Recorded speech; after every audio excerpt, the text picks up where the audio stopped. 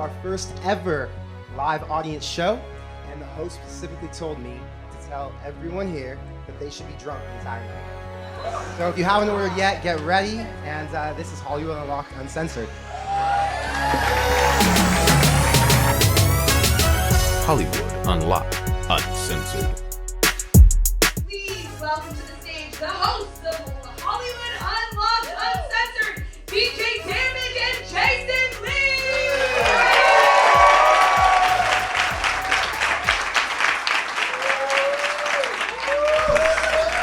Give it up for Martin Luther King Jr.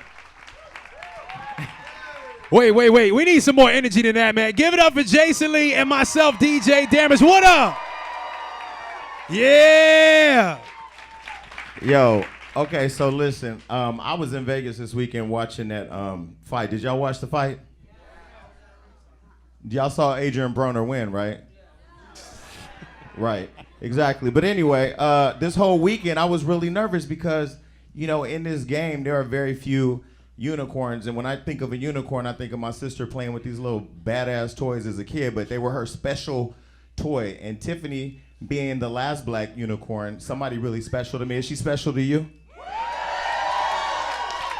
I couldn't even enjoy Vegas because I was so damn nervous. I was like, is people gonna come? Are people gonna be, you know, it's Dr. Martin Luther King Day. We might be out marching. So I was excited. I was excited to see that everybody came. So give yourselves a round of applause because you're an important part of today's show. So for those of you that have never seen our show, I'm Jason Lee. I'm the one without the abs, and this is DJ Damage. He's the one with the abs. So we're not going to spend a lot of time. Are you nervous? Nah, man. I'm having a good time. First of all, who came in here with their boyfriend or their girlfriend? That's okay. There's enough other people to fuck. You'll be fine. Hello. All right. So listen, I actually wrote notes. Usually when I interview people, I want to give a special shout out to Abby Lee Miller here from Dance Moms. I love you, Abby. And the legendary Carl Kanai in the building. Give it up. That's a black icon in the fashion industry. Y'all better show respect. All right. So we do a lot of cussing. We talk. There's nothing off limits. I asked Tiffany, was there anything I couldn't ask her? She said, ask whatever you want. Okay.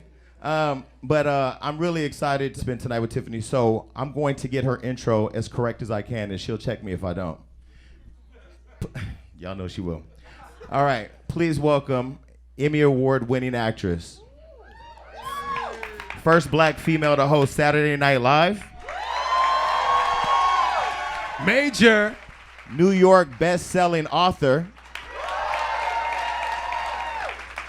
She's also a champion of the stand-up comedy arena. You know, she started here at the Laugh Factory, and she has a Netflix special and her own stand-up tour coming in 2019. Give it up for that. For those of you that are black or dating somebody black, you know what seasoning salt is. She's the first person to be on Lawrys Seasoning salt. And she's the singular reason I went to go see Girls Trip 4 times. Give it up for Tiffany Haddish. Give it up, give it up, give it up, give it up, give it up, give it up, give it up.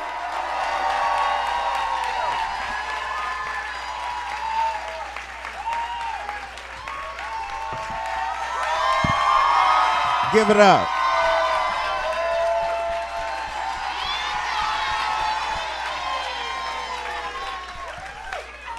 You look so damn good tonight. Thank you. I took a bath. So I feel like I haven't seen you in forever. Really? I just saw you the other day. So, listen, Tiffany was coming for my job in Vegas. She became a reporter.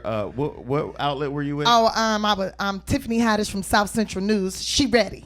Tiffany Haddish, South Central News. She ready. Question for you, AB. Gang, gang. So after the fight, Tiffany says, we got to go to the press room. I'm like, well, I ain't got no questions. She was like, I got questions. So we go to the press room. She sits directly in the front next to ESPN, and she says, I got questions for Adrian. And I couldn't, you know how you get somewhere and you look for the exit because you know your friend about to act out? So how was that experience? That was a good experience. I mean, it was fun. I wanted to ask him more inappropriate questions, but I could tell that he wasn't mentally stable and that Now, that probably wouldn't have been smart to ask him the questions I wanted to ask. Like, I wanted to ask him, when Pacquiao hit you upside the head, did you pee on yourself just a little bit? Because when my mama used to hit me like that, I used to pee every time. But I know he would have got mad. He would have got mad. He would have tried to hit me in real life, and then we would have had to have a mental battle. Did you see her on social media asking those questions? Yeah, no, I seen her on your story, and I got real nervous because I'm like, what is she gonna ask AB? You know he act a fool. So you said because he thought he won the fight. He did think he won. I was like, where was he fighting at? Who? Was that like a battle that he had just in his mind? He had Fight Club popping off in his head. That's. Wait, but growing up, you had some imaginary friends. Like, you had a big imagination, right? Yeah, I had a lot of imaginary friends, two in particular, and that was Carbolita. Carbolita and Cracker, those were my friends. So when you be hanging out with people and you want to talk to Cracker, because it's ain't no Cracker in here, but Cracker was a parrot. Imaginary Perry, and I would be like, Cracker won a Polly, and I would break up crackers on my shoulder. Like, it was my way of making friends. People be like, what'd you just say? And I'd be like taking tests in class and stuff. I'd be like, what's the answer number 7, Cracker? And they'd be like, oh, the kids would be laughing. The teacher would be like, you're racist. Go to the dean's office. I'm like, I'm talking to my friend. everybody needs a cracker in their life. Crackers are delicious. All right, so look, I had lunch one time with Serge Ibaka, and I said, tell me about you. You're from the Congo. And he said, go watch my documentary. So I said, okay, nigga, that was kind of rude. But when I was... I would never do you like that. It's a great documentary, Son of the Congo. Go watch it. But listen, I was preparing for today because I was so nervous, and I called Damage. I said, we got to get this book because the last Black Unicorn, she looks so pretty. Her hair is done. Like, we got to read this book. I was trying to get them to put a horn on my forehead, but it looked too much like a dick coming out, and I was like, I don't think that's going to make the bestseller list with a dick coming out my head. So we just going to use the metaphor and dress as so, but put a ponytail on that ass, So, okay, so before we get that's how the cover came about. You didn't ask that question, but I thought you should know. Well, I'm glad you didn't have a dick on your head. Me too. So, that's not cool in public. No. Wait, only in private? Only in private.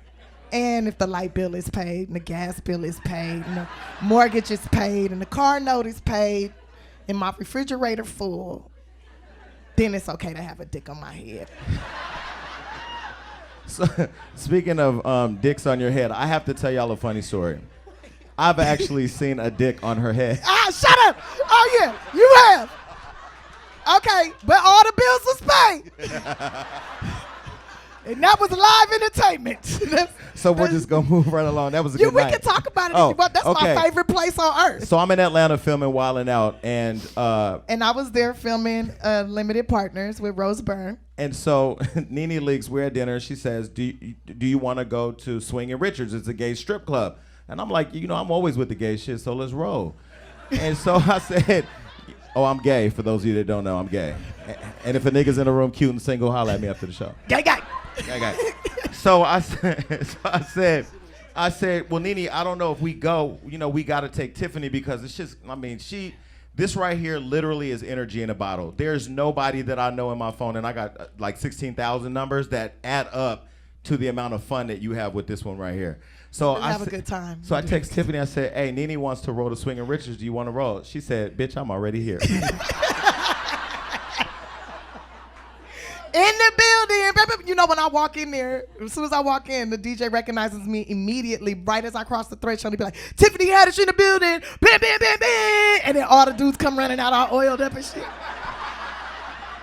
I'd be like, okay, line them out. What we working with today? Is it cold in here? What we doing? And so I thought, big movie star. This is a huge movie star. She's definitely in the VIP with security and a red rope. She's not. Nope.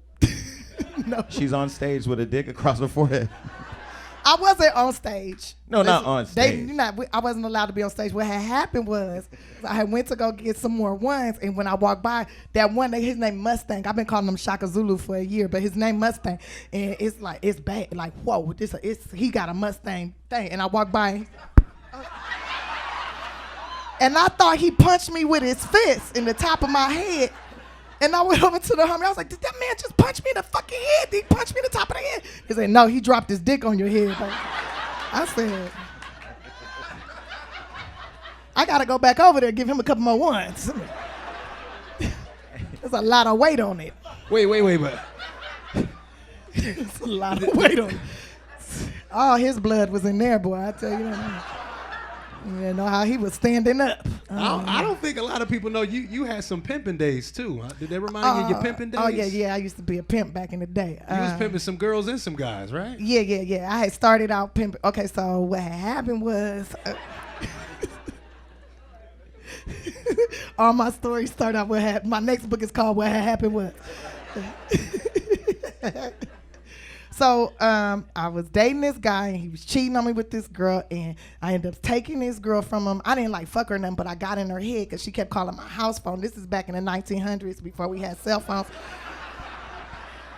She kept calling my phone, so I started talking to her, and then she started telling me all the stuff that he was doing, had her doing like pornos and all the stuff, and he was taking all the money. I was like, look, I can have you doing the same thing. I'll help you get more money, and I'll just take 10%. And she was like, for real? I was like, yeah. So I had got her like fucked in the ass by a lot of dudes, and that made me feel good about myself because, bitch, you took my man, but now I own your soul, and then...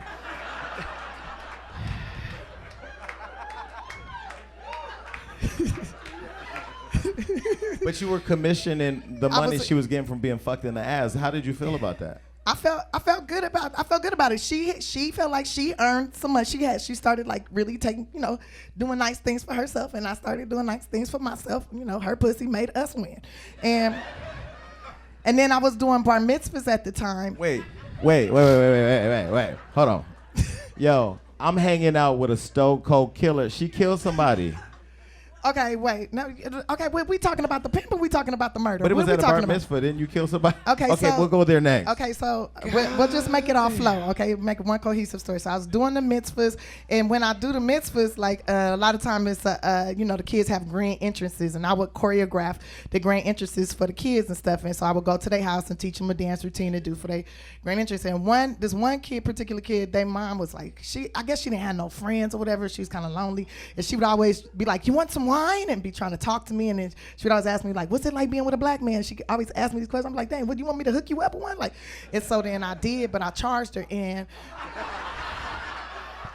she started spreading by word of mouth. It ended up becoming like a little business for me, and I had about 6 hoes, and it was good. But the thing, you can't pimp men. Men are the worst to pimp because then they start talking to the bitch on their own, right? And then they like, you can't. What I'm gonna do, backhand a man? Like, sit your like grown ass and this big ass man, like. So I lost out on that, but pimping ain't easy. Pimping ain't easy. Sometimes I just had to give up on that. I just let that go. But then I did a mitzvah. I did one particular bar mitzvah. This is when we was up at we was out in like Chatsworth area. It was like a hall. Anyways, I was doing a party and I was dancing as an old man, and he was like the grandpa, and he was like looking at me kind of smart. So I got him. I grabbed him by the tie, got him to dance with me, and we dancing. And I turn around on him. I give him a little bit of booty action like this right here, and he's like, ah. And I turn back around, and he's like laying on the ground, smiling, holding his chest. And I was like, oh shit. And then everybody came over in an ambulance, and he died at the hospital. And I felt bad. I felt like my booty was deadly. Like I can't dance no more. I stopped dancing for like 2 months. I didn't want to dance no more. I didn't want to go to no more mitzvahs for months. And then the mom, she sent me a tip. She tipped me and sent me a thank you letter. That was her dad that died. For her, after her dad died? Yeah, she sent me a thank you letter and a tip. And I was like, bet. I just knew I was going to jail because I was like the only black person at the party. He was dancing with me. He died because of this ass. I just knew that would be it. Like the police gonna question me and it's over. But I got away with murder. Hey. I mean, I didn't murder him. That was not a murder, but it was, he was happy. They said he was happy. The letter that she wrote was really nice. Shit, anytime somebody black get off, I'm happy. Right, but I was never on, but. Well, Yeah. shout out to him. All right, so Yeah. listen, the government is the government shut down, Mm-hmm. which means the TSA is affected. You used to work at an airport. Yeah, I used to work at Alaska Airlines, American, Air New Zealand. I worked at a few airlines. And I was surprised to find out that you found love there. I mean, when we think of Roscoe's, we think of chicken and waffles. But she fell in love with a handicapped guy.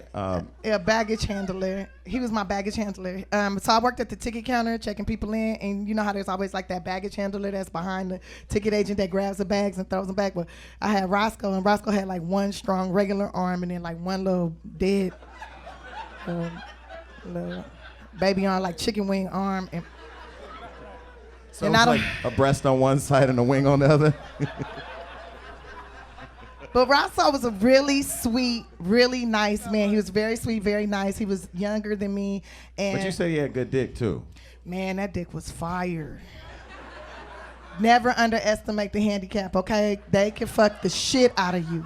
Let me tell you. That man, ain't nobody's top Roscoe to this day. Like, But what was the experience like? For So real. if he's laying on top of you and the arm is dangling in your face, yep. do you want to tie it down or do you just... Well, you close your eyes. You close your eyes and just let that shit happen. You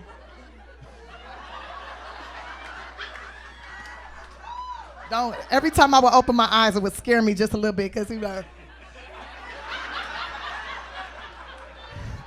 and I'd be like, Roscoe, turn this ass over. Turn this. Oh, you want me to turn that ass over? I'm gonna turn that ass over.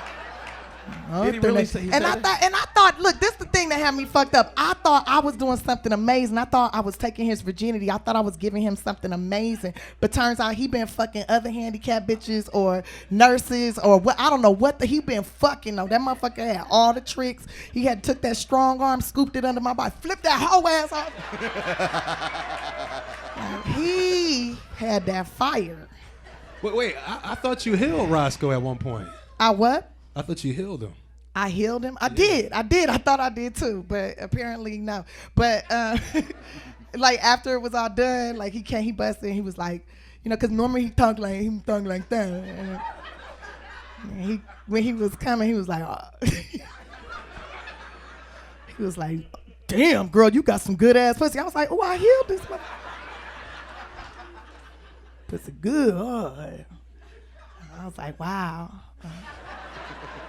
I'm a healer.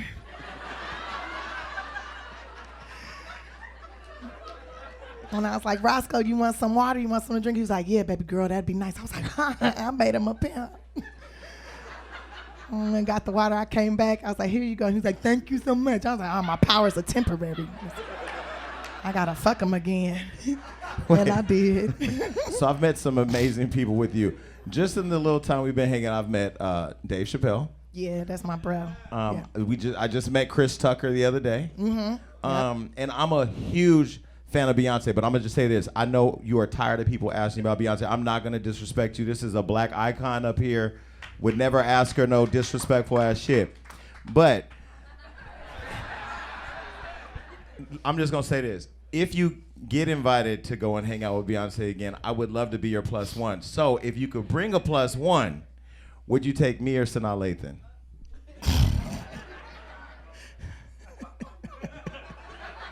Fuck you, Jason. But you know I'm gonna take you. We party together all the time. All right, cool. I don't party with her. All right, so what type of man does it take to holler at you? Because every time we go everywhere, like 2 days ago, we're at Valet. Every nigga with a go-to. Every nigga with a... I know, every like broke motherfucker. Everybody waiting for the EBT transit to come and pick them up from Valet was trying to holler. So there's probably... Is there single men in the room? Anybody single in the room? Well, actually, ladies, every man with you is technically single. Just letting you know. What type of man does it take to get Tiffany Haddish? Confident, not broke. And when I say not broke, that I don't necessarily mean financial, but like, you know, I don't want nobody with no broken spirit or no broken soul or like broken dreams or like broke car or broke house. I need somebody got their shit together. Like, you know, you don't have to be as good as me, but I would prefer you be better than me so I can like I would like someone I can learn from. I feel like that's like the most awesome and most interesting thing is someone who has like knowledge and willing to share it. Not somebody like super egotistical or like I know everything type dude, but somebody that's willing to share what they know. A smart, like smart, but not, but not like I'm the smartest motherfucker in the room type guy. That motherfucker could eat a bag of dicks. But somebody who's willing to give and take, a nice synergy, a good person. Hey. So I was surprised. Give it up for that. That's some real shit. Yeah. And then no kids. I want to be baby mama number 1. Even though I'll never be a baby mama, I'm gonna be the wife. See, and the mother of our foster kids. I don't know if I could bust this thing open. I'm afraid. I've seen it in real life. I don't know if I could. I'm scared. But you could always have a C-section. Ooh, I've seen that too in real life. They pull your intestines out and shit and throw that on your chest. You think it's the baby, but that's your guts, bitch. Those is your guts. No. I want to go out like I came in. They might put your shit backwards. Like, then you can't shit for days. You're like, why I can't shit? Because they put your intestines backwards. They put it in wrong. Well, since we talking about love, right? Reading your book, I see you've been in some stressful relationships. What are some red flags you refuse to ignore, period? What that women should look for in a fuck boy. Okay, so, but things I refuse to ignore now. I used to ignore back in the day. I refuse anybody who grabs me aggressively. Grabs my arm and like, come here, like, or they be like, you stupid, like push me and shit. I'm out. I don't play with that. I don't like them want to wrestle and stuff. That means that they'll choke the shit out of you one day. Don't. I'm not a boy. Don't be trying to toss me around. Or nope. I don't play those games. We could play patty cake. We could play hopscotch. We could even play basketball. But if you elbow me while we playing basketball, I ain't your friend no more. I'm fucking serious. Other red flags, when we go somewhere and the bill come and I go into my purse and he don't say stop, you never see me again. You'll never see me again. Keep going. You'll never see me again. If I say, oh, I got a surprise for you, you need to meet me at this time, and you show up more than 5 minutes late, like if you show up over 5 minutes late and you don't call and say, hey, I'm running behind, whatever, I will not answer the door. I will disappear. I will vanish it. I vanish. What else is a red flag? Oh, if they always trying, like if we finally hook up like intimately and they always trying to put something in my mouth but don't never put nothing in theirs. I'm out. You out.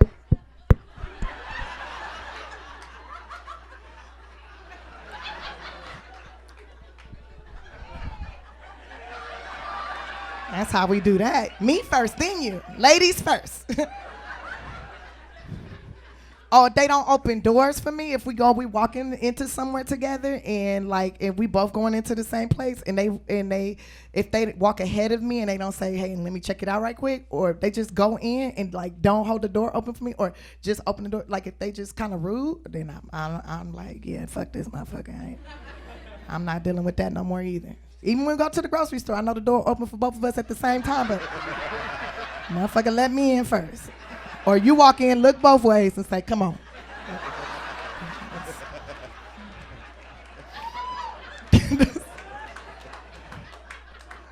So I had interviewed the actress that played, I think she played Jada in the Tupac movie. What's her name? Annie. Thank you. Annie Alonzo. Who said that? Okay. Should somebody know her? Yeah, all right. So you the man. In the interview, she had talked about one time, a moment when she's very sexually fluid. She was in the bed with her man and her friend and her friend's man, and then at some point they had switched. Do you believe in sharing partners? Like, would you be open to another woman like carrying a part of the burden? First off, I don't need no bitches stealing my moves. So if we gonna share, bitch, you share one day, I share 2 days, 4 days later. Like, I don't. I need to know what's going on. I don't do menages. I don't want nobody seeing my moves. Only the person I'm with can see my. That's the magic. This the shit that make a nigga go crazy. This okay. Now if it's two dudes and me. Wait, that's not a menage? That's a extravaganza. Like, if I was like hooking up with both of y'all, right? And then you tell me like, you don't really like coochie like that. I'll be like, good. You rub my feet while he fuck me. Like, you massage my titties while he fuck me. Like, braid my hair while he fuck me. Like,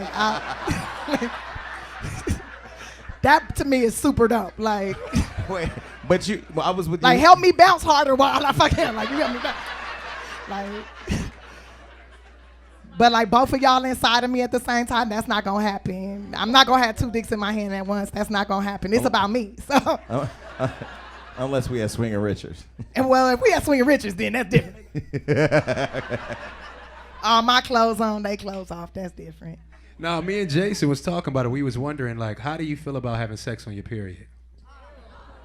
Listen, it happened. I heard it happens. Okay, first off, it never happens. I heard. Okay. Okay, so, this, okay. So,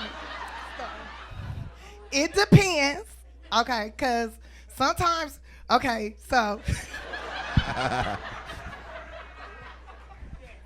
I'm not like, oh, I'm on my period, I'm about to fuck today. Like, I'm not like that, but like, if I happen to like be having sex and it starts, then I'm like, I use it to my advantage. Now, this one time, I wanted somebody to be very confident. I felt like his self-esteem was fucked up. So, what I did, I knew that I was on my period. He didn't know. And what I did was I took a bath so it could stop. And then, you wait like 45 minutes and it come back down, right? So I took a bath. And then I had, hooked up with him. And then when he came, I was like, oh my God, you killed the pussy. Look at you. And look what you did to me. It's a hole in it. And you punctured my uterus. And all this dick, I told you had a big ass dick. You fucked my shit up. And he felt good about himself. He was in the shower whistling and shit, washing his dick. Like, girl, you bled all over my shit. He whistling. I was like, oh, I can't walk. Please help me. I think it's certain times you, like for him to feel good about himself, like for him.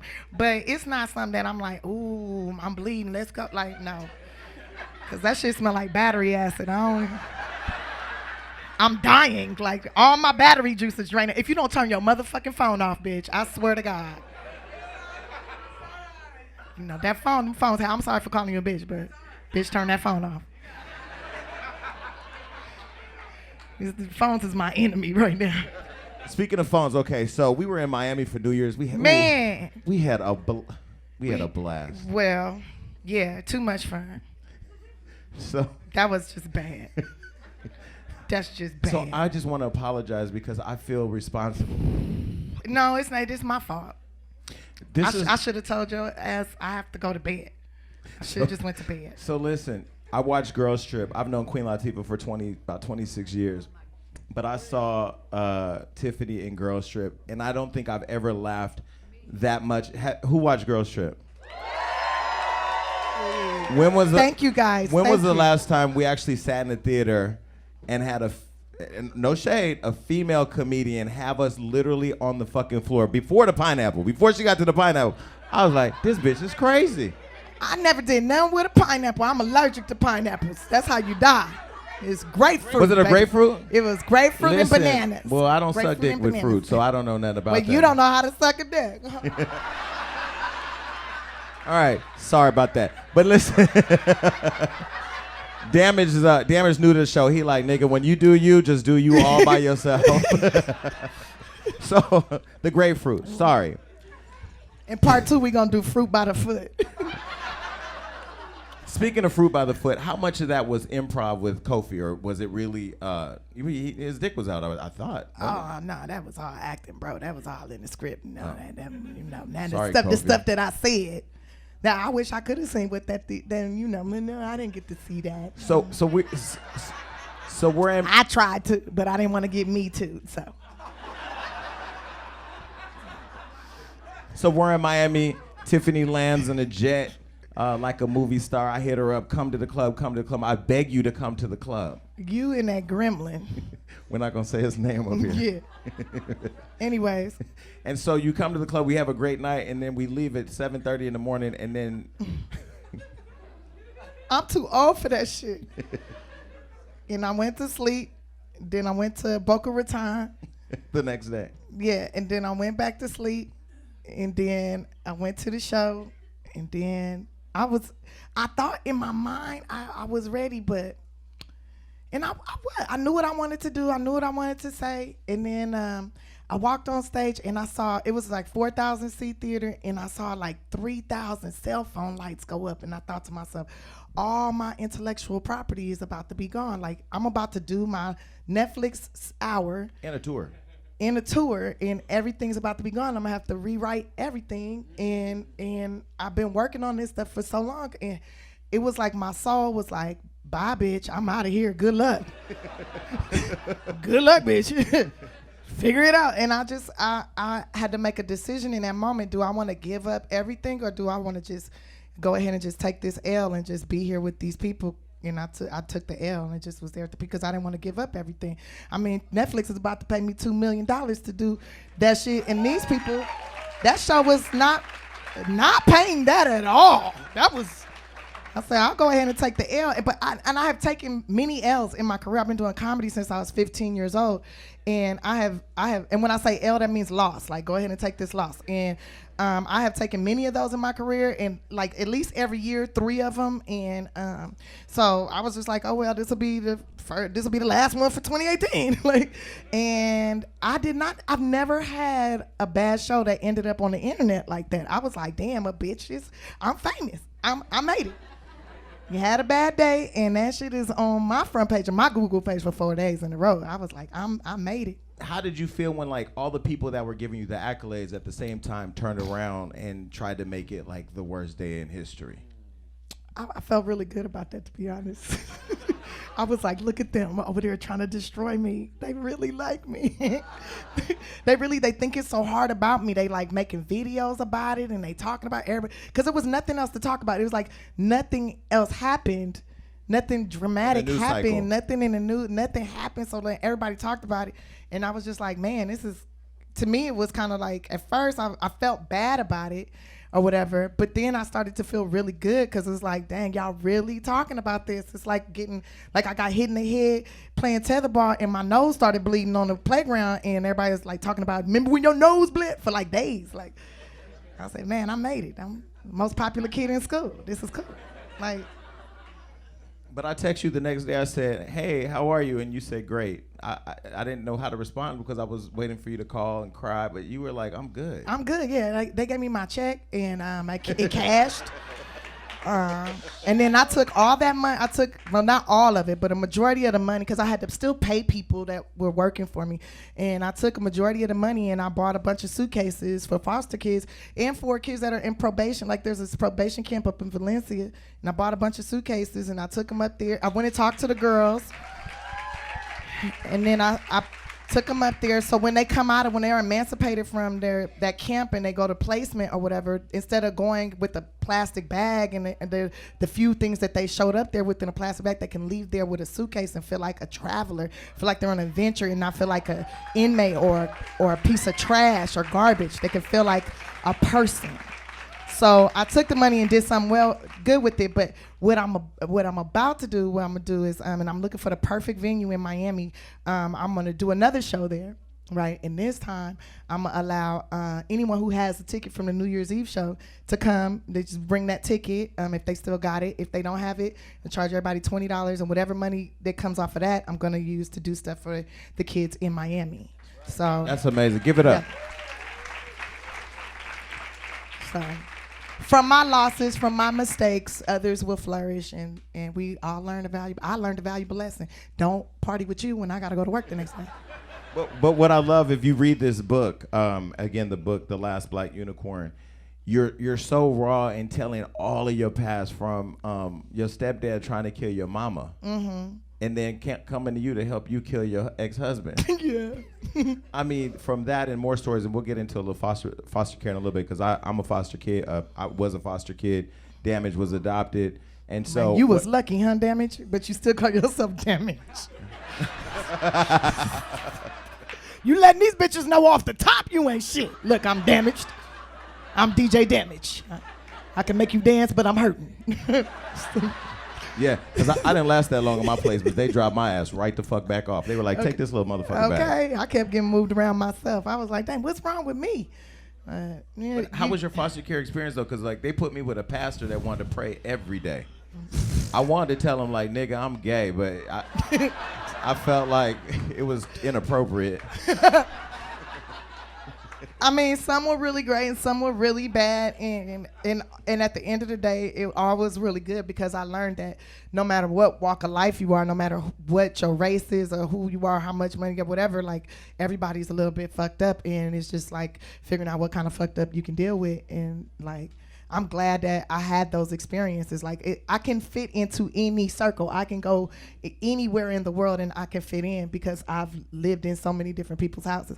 I'm so to the point where I would sleep in a stranger's house. Did it last night. Hey.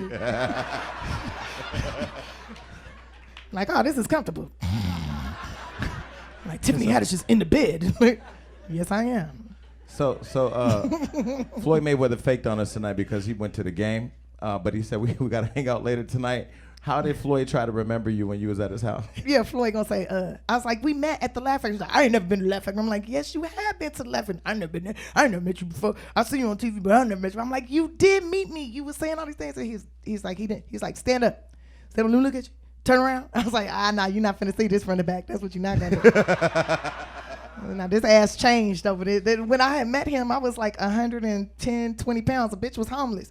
Now, Y'all laughing at her being homeless. Y'all some I was hungry. I was hungry and I was homeless. I've been eating good for the last few years. Bitch is thick now.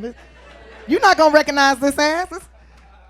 You're not gonna recognize it. I tell you that now. It's some people in here that's known me that long and be like, yeah, from the back, I didn't know it was you. I didn't know to the mo. Right, Odessa? Yeah, that's my friend Odessa Ray right there. She know me a long time when I was skinny, when she was telling me I should model, and I was like, looky now.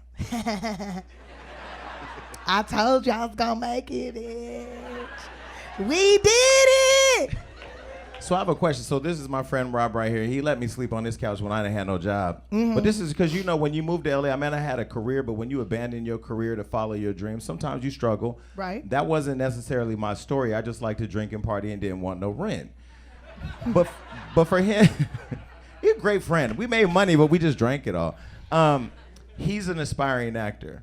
And once you were an aspiring actor, what advice do you have for him or people like him who are really fighting for their dream in Hollywood? Well, I would say to do the work, like literally do the work. Take the classes. Like even after Girls Trip, I was still taking acting classes. I think last year, like I got so busy last year, I didn't take any. But even like all up to the end of 2017, I was taking acting classes. So always sharpen your tool. Always associate with people that are doing the things that you want to do. Also, every day, at least do one thing, at least one. But if you can do 5 things every day towards your goal, every single day, you will achieve it. Like whatever it is, like and make real. Like I have like a little like a board of goals or whatever, and like one board is like the big term goals, like the long, like in 20 years and 10 years and 5 years and 15 years. Then I have another board that I look at every single day that I keep in the bathroom that I have to travel with in my suitcase because I'm always going places. But they're like short term goals that like I can accomplish in a week or in a month or in 6 months, like short term goals. And I do something towards each one of those goals every day. And as I achieve them, I remove them and replace it with a new one. So, yeah. And so when I started hanging around Tiffany, she invited me here. I sat right there. That's my trainer, by the way. I'm trying to find my abs, so I won't have a pussy bumper. She said she likes something. It's a coochie bumper. Oh, coochie. It keep you from sliding off the D. It's like a roller coaster ride, like lock you in, poop, poop, poop. lock you in. But I sat there and you did something special with the seasoning salt. So do you have seasoning salt? I have some seasoning salt here today. Lawrys Seasoning salt. This right here, like, to me is like a dream come true because I love to cook, and I use Lawrys for a lot of my recipes, a lot of things that I cook. And like when I'm in production on certain things, like every Sunday, or like if we have usually every Sunday, I'll do like a cook, like a potluck, and everyone that's working on the production is welcome to come wherever I'm staying. And I'll cook the main dish, and everybody else brings something else, and then we all get to know each other, and like then that's how you get more work later on. Anyways, that's what I've learned. Like a lot of my jobs have come from the crew. Like I got on Girls Trip because I worked on a movie called Keanu, and like 8 of the crew members that I would hang out with and go over their house and I would cook stuff or whatever, they were like, yo, I'm getting ready to do like set deck. I'm getting ready to do blah, blah, blah for this movie called Girls Trip. And I read the script and all I could think about was you when I read it. Like, this is your part. Like, you need to go in for it. They didn't even want to see me for that part. They were like, we only want names. And I told my agent, I said, you tell these motherfuckers that I've had a name since 1979 and it's Tiffany motherfucking Haddish. And they need to let me come in. And they did. But I always dreamed, like, my grandma used to work for Lawry's restaurant over here off of La Cienega. She worked there for 45 years. And her name is Miss Wright. You might have known if you ever been there, and you probably seen her. She's like the most beautiful and funniest one. And and she used to always tell me about, like, you know, if you like something, that's what you talk about. When you start to make investments, you invest in the things that you love. If you like it and you love it, that's what you talk about. That's what you invest in. So, like, I love Lawrys Seasoning salt. So, and I use it for everything. So when I had cooked a meal, like Taylor Swift invited me to her house, and I was like, oh, we should potluck it. Like, let me make you some joyful greens. Like, I love greens. So I made her the greens, and then I had to go on Ellen for something, and I told Ellen's people about it, and then they was like, why don't you come on and cook some greens on the show? And I was like, bet. And they was like, maybe we'll introduce you to Oprah. I was like, I'm gonna make the best motherfucker greens. Like, and then when I got there, they told me she left, and I was so mad. I wanted to cry. I was like, well, then what the fuck am I here for? I'm leaving.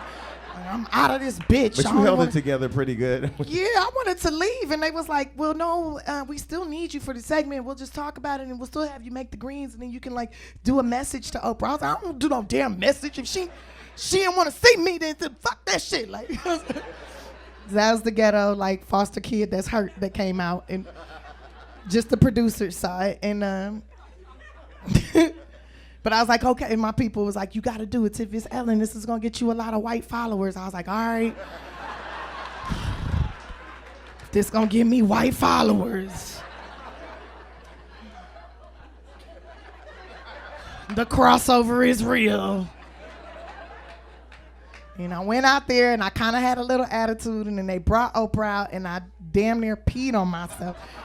Okay, I did just a little bit of pee, just a little bit. I was like, I didn't know how to act. I was like trying to behave myself, trying not to like snot on it, like. And then we cooked, and I talked about using my uncle's seasoning, shaky dust. I use that for a lot of stuff. And then I talked about Lawry's, and I said I use it for everything. And there's a Black woman that works over there, and there's not a lot of them, and she worked there, and her mom, this is what she told me. She said, it's not a lot of us, it's like 2. And she said that her mom told her to watch Ellen, and that I was on there, and she saw it, and she saw me talk about Lawry's, and she got excited, and she was like, I'm gonna just make her a bottle and send it. And she just made up a little something and sent it to me with like a different picture, like a stock picture that's on the internet. And I was like, oh, that's cute. Don't you do that shit unless you pay me though, bitch. Like, I didn't say bitch, I said pay me, bitch. And then and then they really started negotiating, really started talking to my people, and they're like, Lawrys really wants to use you for their package. And I was like, shut up, no, they don't, for real, they want to, because I love that stuff. They was like, yeah, and I was like, man, well, if they want to use me, you know, well, they can use me, but they can't abuse me, they got to pay me. I need to make sure I can take care of my grandma, like, because my grandma worked for Lawrys, and I need enough money to make sure she good for the next, like, year and a half, 2 years. And then they was like, how much is that? And I was like, a lot. And I did the math, and I got them figures going. More than 4, less than 8, and and I did a photo shoot, and then they did this, and I'm like, so when I showed it to my grandma started to cry, and she was like, "How you do that?" And I said, I went on Ellen, Grandma, and I talked about how much we use, like how much I love this, and then, you know, we use it for everything. She said, I don't think they ever put a person on anything for Lawrys. They never put no human. I said, well, no, maybe one. She's like, never. And then I did the research, and McCormick and Schmidt and Lawrys never have used a person on any of their packaging.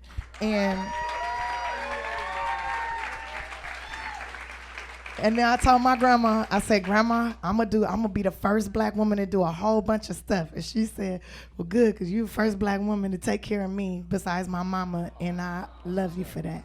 And yeah, I cried really hard. And I got in the bed with her, and she told me to get out the bed because she not gay. Hey, Grandma. I don't go like that. Get out the bed.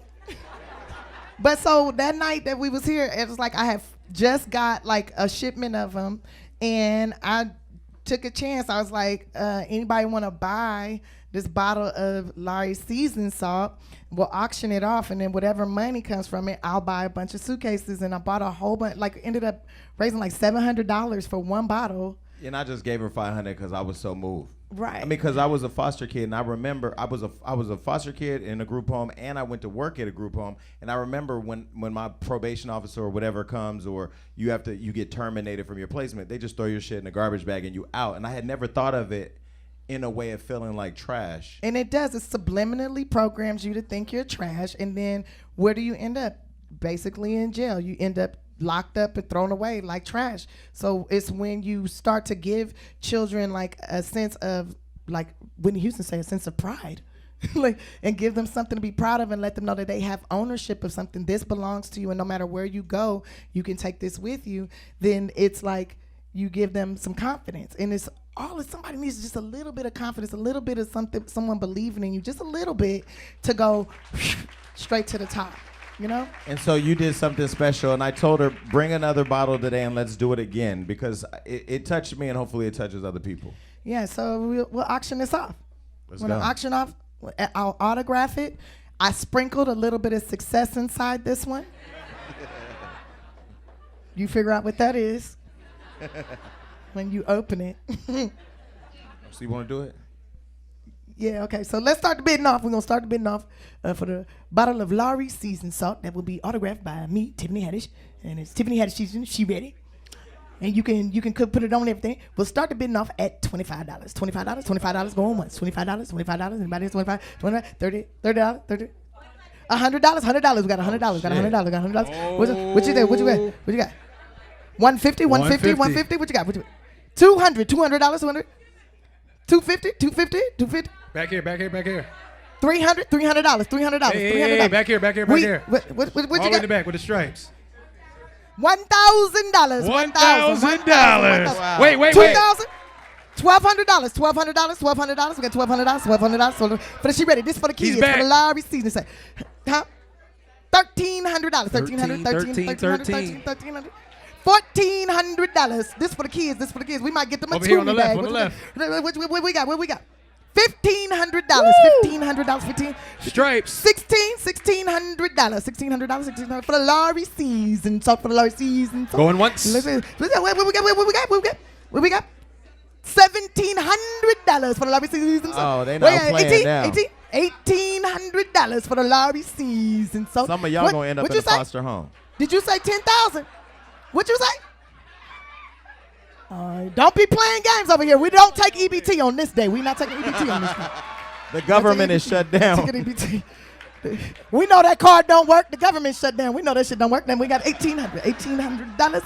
$1,800 going with $1,900. $2,000. $2,000 for the Lawrys Seasoning. Lawrys Seasoning, salt autographed Lawrys Seasoning. So you gonna have some delicious Wait, chicken. is that Maria Menounos? Delicious. Wait, Maria Menounos and Abby Lee Miller are driving up the price. Y'all better. This is what white people do, but that's why I like them. I still stay off of Crenshaw and Coliseum. My property value going up. Them white people moving in. That $2,000, $2,000 going once, $2,000 going twice for the Lawrys Seasoning. So $3,000, Whoa. $3,000. Okay. $3,000. We helping the So, kids. Tiffany and I need your number, and Abby. You gonna mess around and buy a seat on the board of She Ready Foundation. We gonna change these kids' life. Just bought yourself a seat on the board of the She Ready Foundation. What?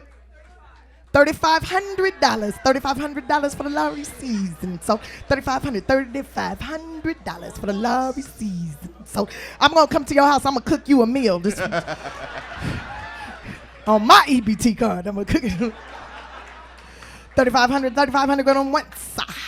$3,500 going twice. For the Lawrys Seasoning. So sold to the lady here for $3,500. Lawrys Seasoning. So what she say? Do I Wait. take credit cards? Oh yeah, I got square up. Don't worry. Let's get a photo right now. Come up here. Come up here right now. Come on Let's get up a here. photo Hurry right up, now. Hurry up. Come on up here. Don't worry, we take credit cards. Huh? We will get your donation, sister.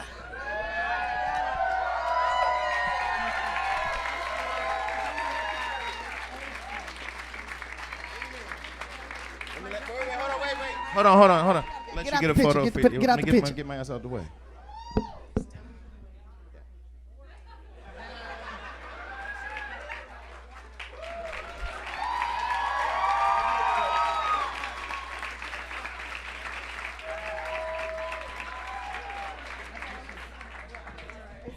Up here, right? It's uncomfortable. Imagine 2,000 cell phones on you.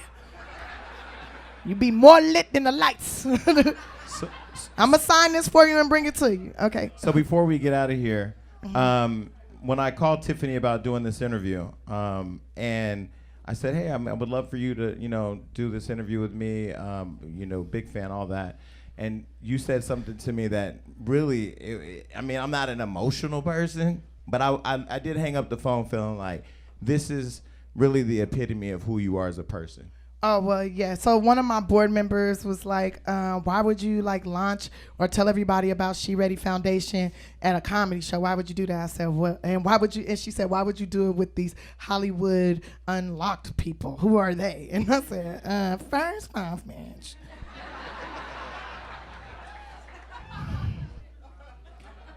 Reason number one, the whole reason I started the foundation is because I want to help other people, right? I want to help people that are like me, that are going through or will go through or have gone through the same thing that I've gone through. And the Laugh Factory was my safe haven. So we're going to do it at the Laugh Factory because that's the first place where I felt like I had a voice and I felt safe. So that's where we're going to do it. Second off, I want to do it with Jason Lee because I like his show. He has aspirations. He's always been positive every time I've talked to him. He's always come through on everything he says he's going to come through. He a black man that's been through some of the things that I've been through. And I like Martin Luther King. And we're going to do it on Martin Luther King Day. And I really love your show. I love And watching I your appreciate show. it. Give it up for Tiffany. That's why. So this weekend when you were Tiffany Haddish from South Central News, yeah, and you were interviewing Adrian Broner and were about to ask him if he almost peed on himself when he got punched. And I asked him for a Fashion Nova outfit. You asked him for a Fashion Nova outfit. Well, the CEO and founder of Fashion Nova was in Vegas and we had lunch, and I told him about your story and what you're doing with She Ready, and so we want to give you a surprise. Bring it out. Is it Fashion Nova? Oh, what? Shit. So Fashion Nova is donating $10,000 Whoa! to the She Ready Foundation. We'll take a photo.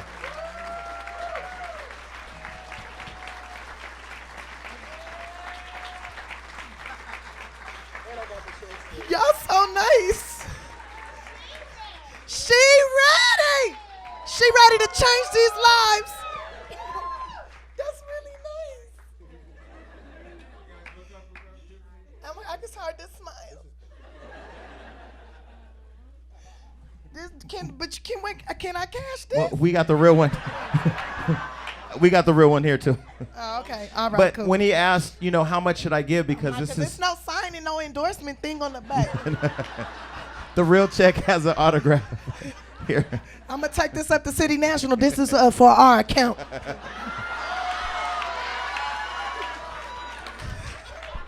You know what?